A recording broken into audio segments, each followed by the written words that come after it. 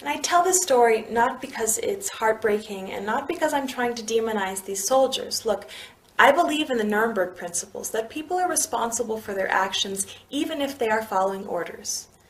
That said, what I think is the greatest crime of all is not so much the acts of the individual soldiers who might be nicer or meaner, but the system itself. The fact that things are structured this way such that there are even soldiers there to begin with who control whether or not a person can go to the hospital.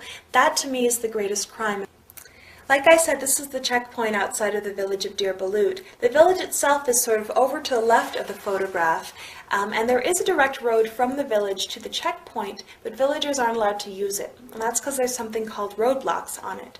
And roadblocks are, like you see here, often concrete cubes placed on Palestinian roads to prevent Palestinians from being able to use their vehicles on their roads. So what these roadblocks mean, for example, for the village of Deir Balut, is that instead of taking a half-mile paved road from their village to the checkpoint every morning on their way to work or to school, they have to take a 3-mile unpaved detour all the way around through the countryside to reach the exact same spot. What does this mean for them? More time, more stress, more wear and tear on their vehicles, more money for gas. And again, this question of security, right? These institutions, the checkpoints, the roadblocks, are supposed to be there for the security and safety of the Israeli population, to prevent terrorism. In what way are these roadblocks securing anybody? Forcing Palestinians to take this long detour? How much is this about security, and how much is this about control? Some roadblocks are made with dirt, and you can see these villagers on the right here are coming home from work. They live on the other side of the roadblocks, so what they have to do every morning is that they drive their cars to the roadblocks, park them, walk around by foot, and take a taxi the rest of the way to work or to school, and repeat the process coming home. So these roadblocks prevent something as basic as Palestinians taking their vehicles from their house to their work or to school. And finally, these roadblocks are extremely disabling to the Palestinian economy. As you can imagine, transporting goods from one end of the land to the other is not a trivial process given all of these checkpoints and roadblocks. So basically, a truck that's carrying Palestinian goods, when it reaches a roadblock, has to sort of turn around and back up against the roadblocks, get another vehicle to come from the other end and turn around and back up from that end. And somebody has to actually manually transport these goods from one end of the roadblock to the other, as you see in these photographs. And, well, the products are not always office equipment. They could be produce, perishables, things that go bad by the time they reach their destination. They could be desperately needed medical supplies. Beyond just taking a long time, this whole process renders a lot of these Palestinian products much more expensive than they otherwise would be because of the extra manpower and vehicular power that's required to transport them. What happens then is that a lot of these Palestinian products end up being even more expensive than their Israeli counterparts, which are very easy to transport on the Israeli-only roads.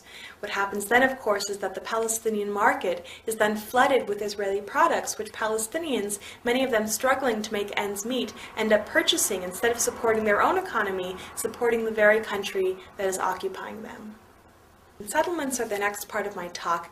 Settlements in the territories are essentially communities of Jewish Israelis who are living on Palestinian land.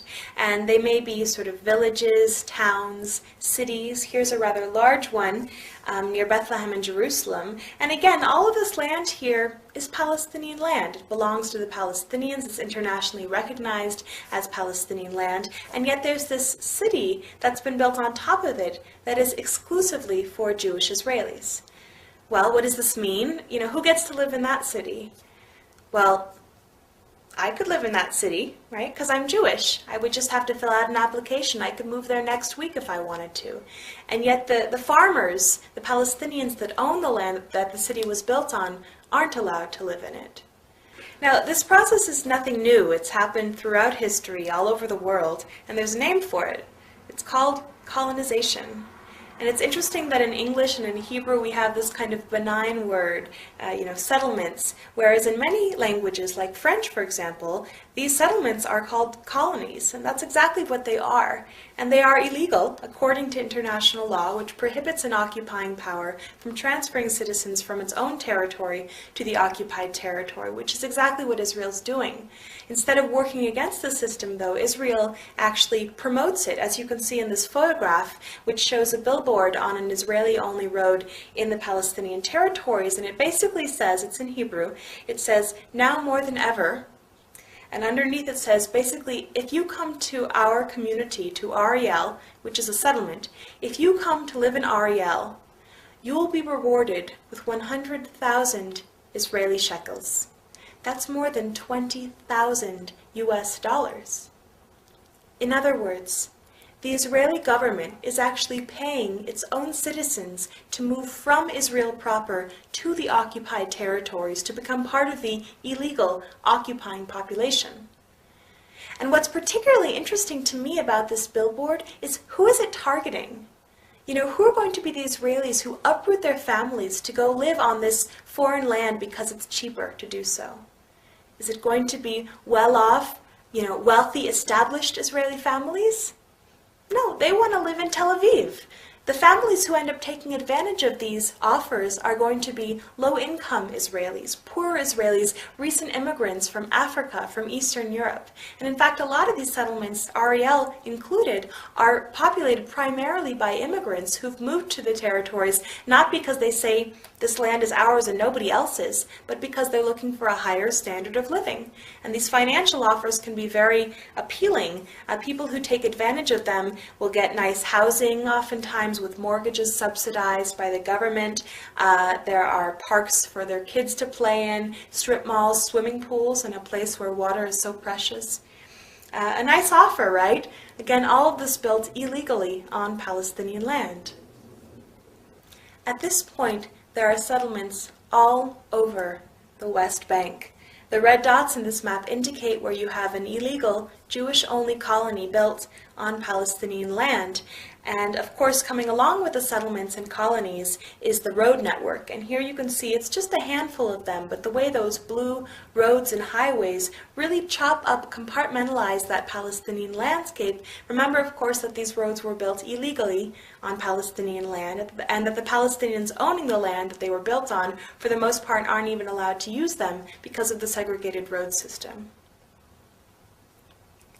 The next part of my talk is on outposts, which are similar to settlements in that they are incidents of Jewish Israelis living illegally on Palestinian land. One of the main differences are the people who choose to live in these outposts. So I talked before about what I call economic settlers, moving to the territories for financial benefits. And they represent about 80% of the settler population, a vast majority that says, according to polls, that they would be willing to leave if they were offered financial compensation. So when Israel says it's impossible to make all of these hundreds of thousands of settlers leave, remember that the vast majority are there simply because the government is paying them to do so.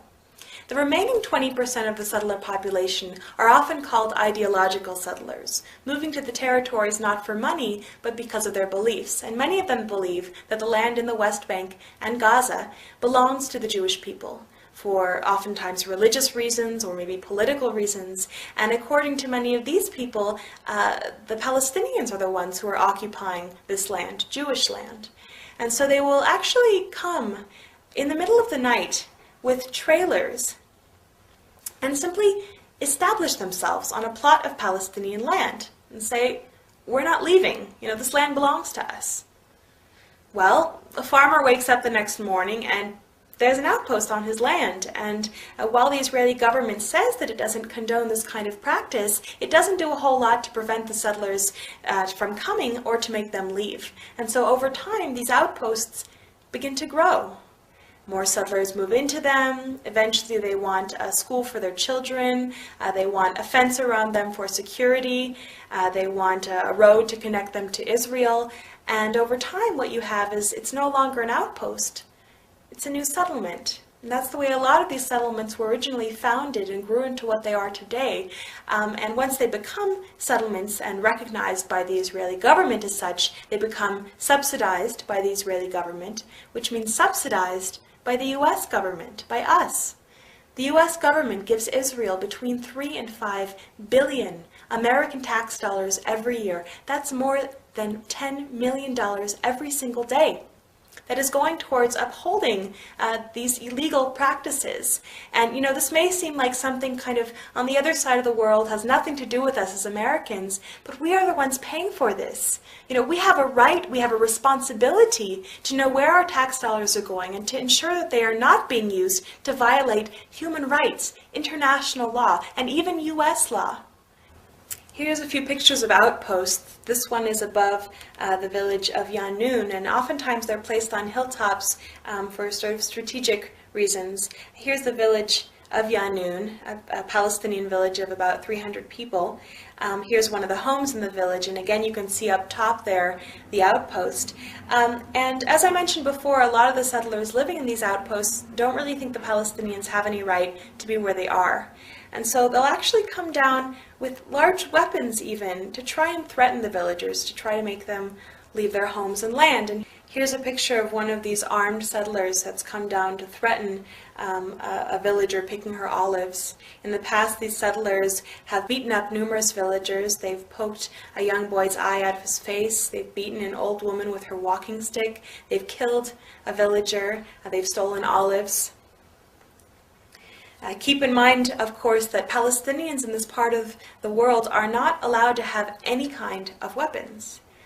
Now, clearly, some Palestinians do manage to get weapons. We hear about it in the media, but the vast majority of Palestinians don't. They don't have anything to defend themselves with besides stones or their bodies. Meanwhile, Israeli soldiers and civilians, these settlers, are oftentimes carrying around these large weapons. So that's the kind of balance of power that you feel going into the territories. The settlers have burned the village generator so that the Yanun villagers didn't have any more electricity. And this is the Yanun water source where settlers have come down, they've urinated in the water source, they've poisoned it with dead chickens, anything to try to make the villagers leave. And at the end of 2002, the village of Yanun came together to make a decision about this issue. And what they decided was that they were going to leave. They decided to abandon their ancestral homes and land because they felt so threatened by the settler presence. And one day they picked up and left. All 300 of them. Well, the international and Israeli peace communities heard about what had happened in Yanun and went to the villagers staying in a nearby town with an offer. And what we said was, if you choose to return to your homes and your land, we will commit to maintaining a constant presence of international and Israeli peace activists to live with you in your community for as long as you want us there. We will bear witness to these crimes. We will document them, try to get them into the media. We will stand beside you in solidarity should those settlers attack. And about a third of the villagers accepted our offer and have come back to their homes, almost 100 of them. And living along with them now are these international and Israeli peace activists. And this is a picture of one of those activists. His name's David. He's a friend of mine. And David was actually the victim of a particularly brutal settler attack in which he was beaten to a pulp in his face, which shows that the settlers will attack not only Palestinians, but internationals and Israelis who are there in solidarity with those farmers.